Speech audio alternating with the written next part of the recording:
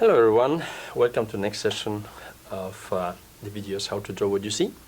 And today we're going to talk about shadows. So I'm going to do this in a few parts, but this is the first essential part of the knowledge about shadows. It's very useful because it's not necessary for those who drawing from observation. But because when you draw from observation, you see, when the object is somewhere, you see how long is the shadow, where it goes, and everything. But when you create a situation which doesn't exist from your imagination and everything, in order to get little, more realistic, the subject or the scene you draw, you have to put shadows in order to get kind of realistic situation. And also when you draw any kind of object in 3 dimensions, you want to emphasize the 3-dimensionality and everything. Shadows are essential because it's the shadow who makes the object in 3D. You can have perfect, beautiful drawing and beautiful contours suggesting dimensionality and form of the muscles or excellent forms of the object, car, whatever is this subject you're drawing, but without shadows it's going to be still flat. So let's start. Talking about shadows, the first thing you have to understand that there is 2 sources of light. You have sunlight, which is very dispersed light, okay? So the beams of the sunlight, when they get to the earth, they are parallel. So we name it the daylight is actually is having the, if the daylight is hitting an object, projecting the light on the object, the beams which project the beams light, and they all parallel. And the other source of light, of course, is the artificial one, okay? Artificial one, where the projections of the beams is a little bit different because it goes approximately like this. So the longest are those in the center, the strongest one, and after is a little bit weaker, and it goes like this. So, and in this case, as you see, the beams of the light projected on the object disperse, okay? It's dispersed. So that's how it works. One and the other both affect the shadows of the object, projection shadow from the object in different way. So let's take maybe let's take first the sunlight, the daylight as a source of light for which is projected on the object. So let's start with cube. Cube is the easiest geometric object to actually explain many things. And anyway, in drawing, as you know, falling in love, you have to just with 2 geometric objects, a sphere or circle, and cube or square. So we have some kind of cube here, okay? And now, how the shadow behave and what kind of form the shadow we're going to have all depend on the, first of all, direction from which the cube the light is projected on the cube, and after is with which angle it is projected. In order to understand this better, let's do kind of first profile of the cube, okay? Profile on the cube on the surface. So this is the surface, you have the profile of the cube. This is important to establish the length of the shadow because it depends if you have the daylight coming 45-degree angle, okay, which is approximately in North America, or you have this kind of angle. So you see, look, the shadow going to be longer, okay?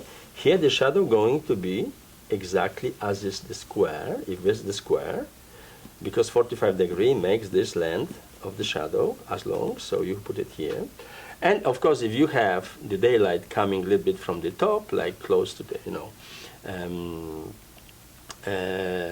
other parts of the earth, so you're going to have different angle. So the shadow going to be shorter. So the angle of the projected light always decide about how long the shadow is going to be. So once you do the profile of the object, as I did here, and another, in order to understand better from which part you're going to project the, from which side you're going to project the light on the cube, in this case, you do yourself top view of the object. So also it's going to be square, but you see it on the top. Here is the profile, here is the top.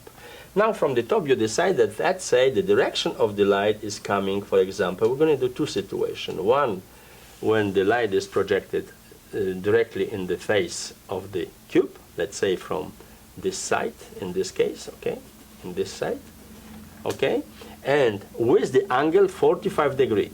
So now from the profile, angle 45 degree is going to be this.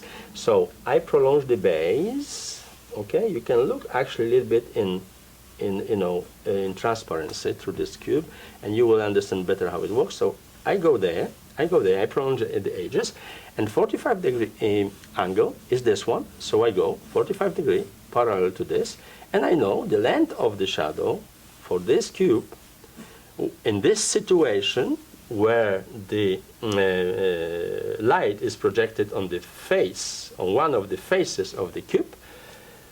I'm going to have this shadow here. So basically it's going to be 45 degree, going to make me exactly the same as is the square, the shadow projected, okay? So with different angle, for example, if I do with this angle, what's going to happen? So look, 45 degree I have here, okay? With this angle, of course, the stronger one, it's going to be somewhere here, okay? So my shadow going to be shorter, okay, for the same object. And if I have from this angle the daylight, so it's going to be longer. So it's going to be longer, maybe somewhere here. So if the angle is longer, you're going to have longer shadow. That's how the shadows work. And now, in this case, when the shadow is, like this, you're going to know that the beginning of the shadow is much more darker, much more stronger. As you go to the end of the shadow, it's going to be a little bit weaker. It's not the same strength here as here, okay?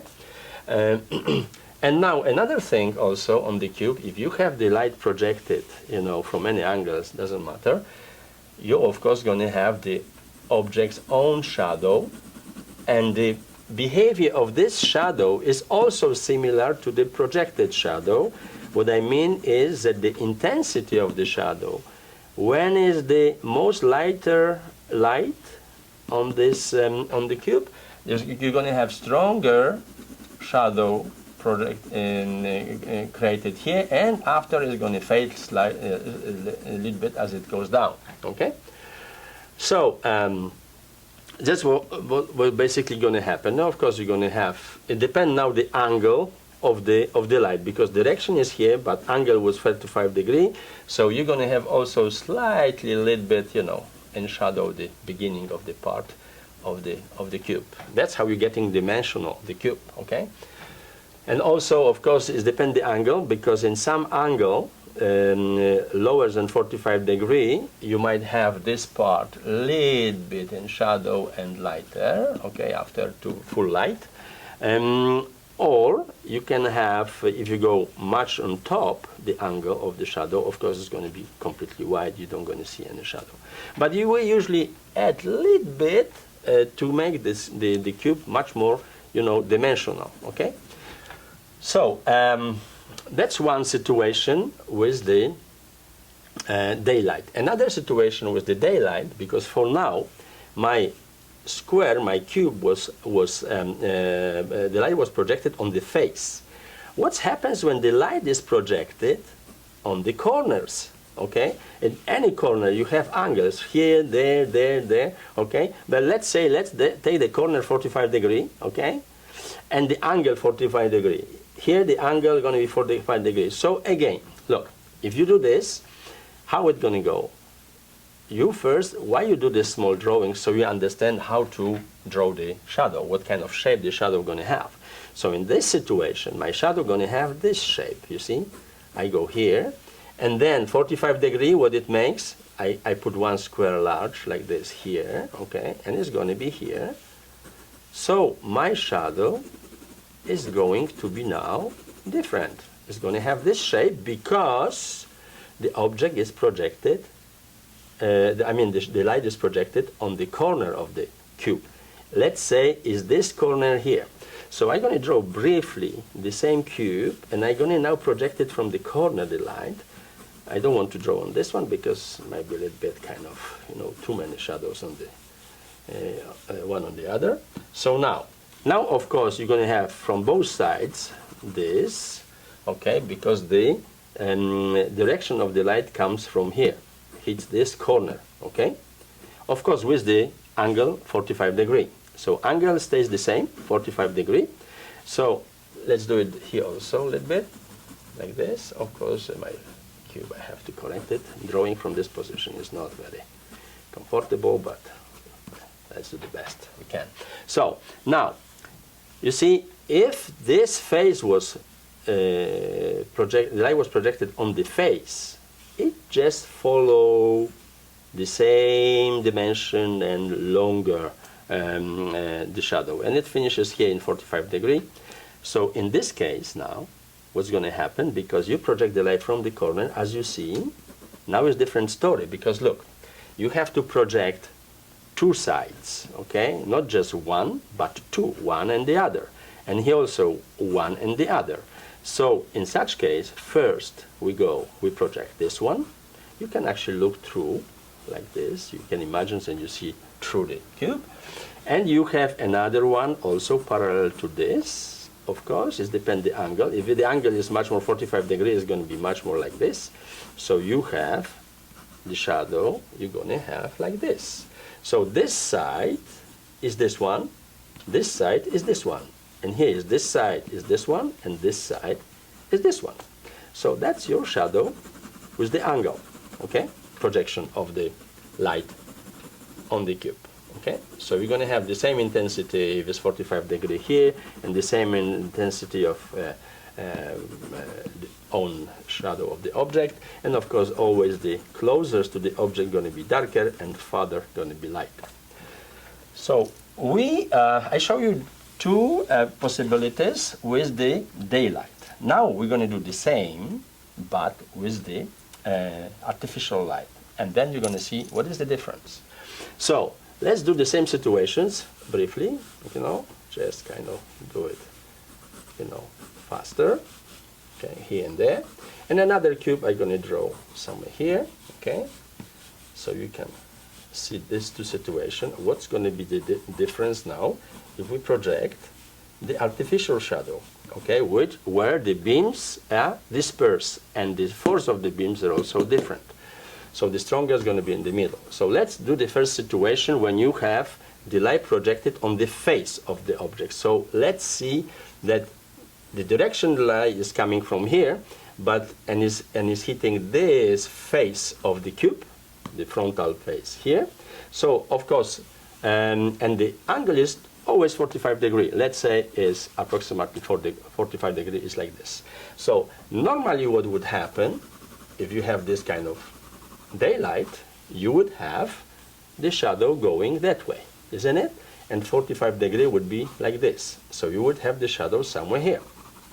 But because you have now dispersed beams, okay, of the light, so it's going to be affect right away. It starts the shadow not from here, as in this case, but it's already starting from here.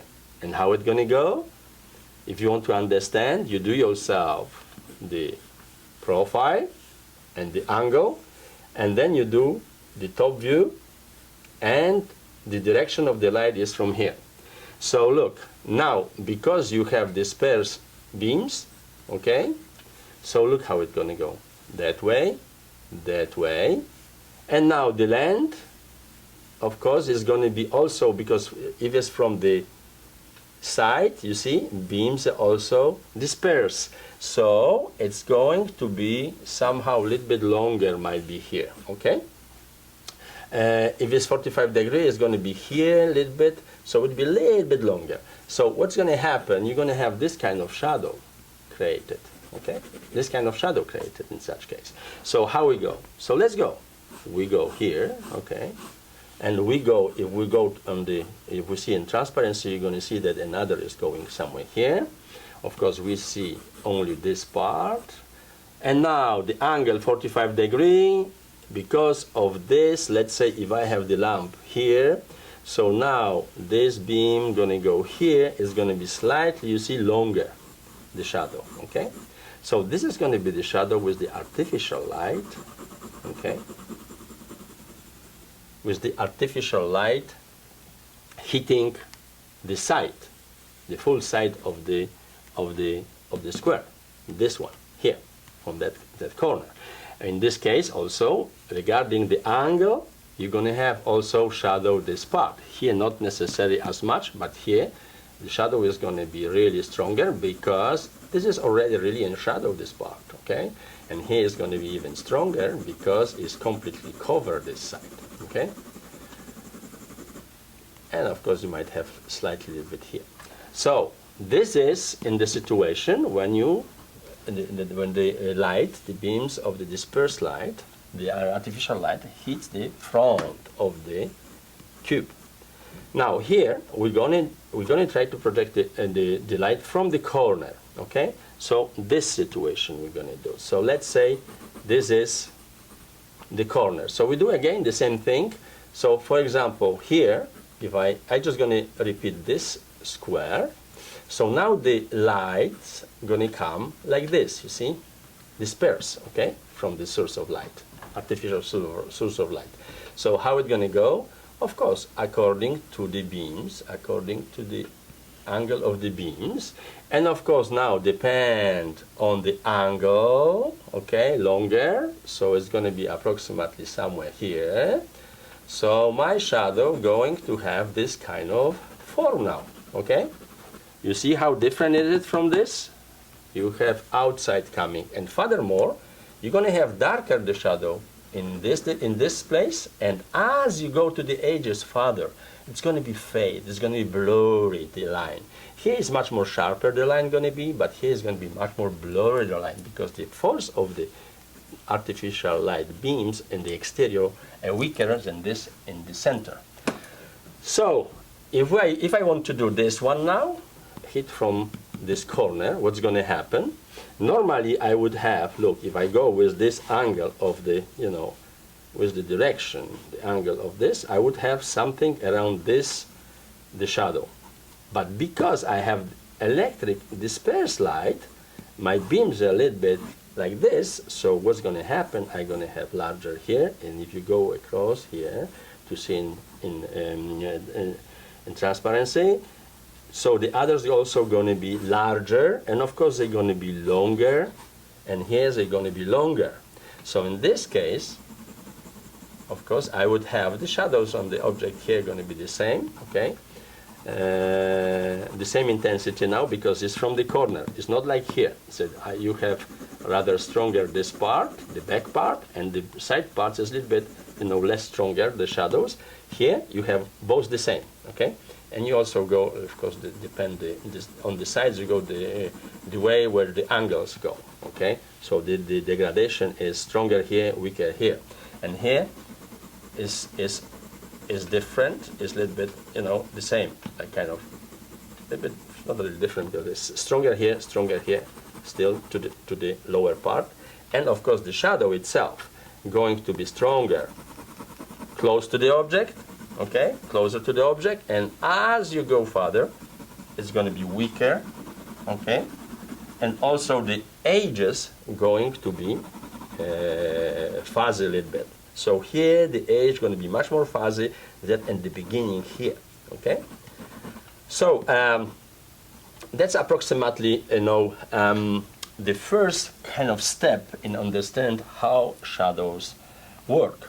Two sources of light, daylight and artificial light, and that's how they affect the length of the shadow and the form of the shadow. It depends what kind of light you want to use it.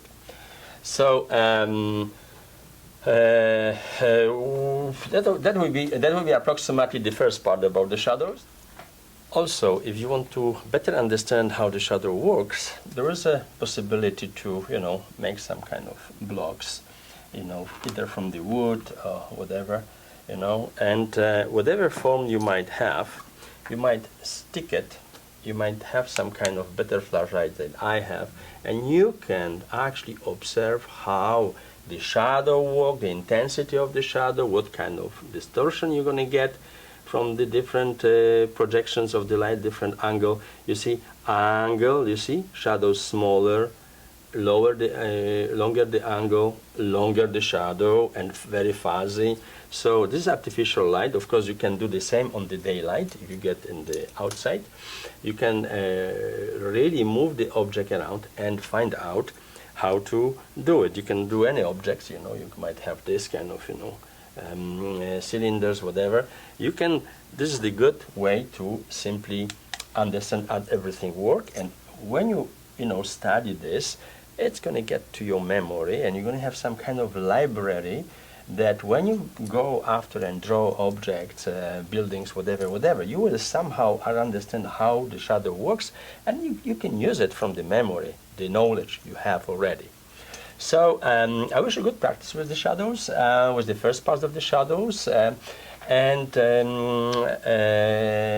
I'm looking forward to see you again in the continuation of my talk about different aspects of shadows in the near future. Thank you very much.